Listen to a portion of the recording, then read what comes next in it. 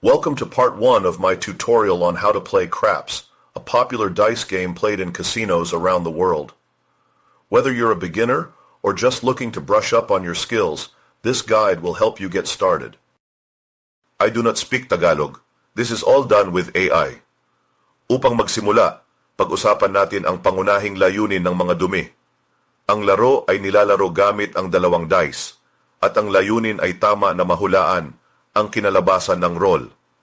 Ang taga-baril, ang taong gumugulong ng dice, ay maglalayo na i-roll ang isang partikular na numero o iwasan ang pag-roll ng ilang mga numero, depende sa uri ng taya na inilalagay.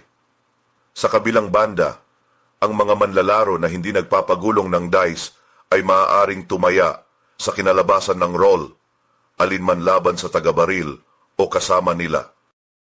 Spoken Spanish brought to you by AI. Ahora pasemos al juego en sí. Cada ronda de dados consta de dos fases: la tirada de salida y la fase de puntos. La tirada de salida es la primera tirada de una nueva ronda y determina el punto. Si el tirador saca un 7 o un 11, es una victoria para las apuestas de línea de pase y una pérdida para las apuestas de línea de no pase.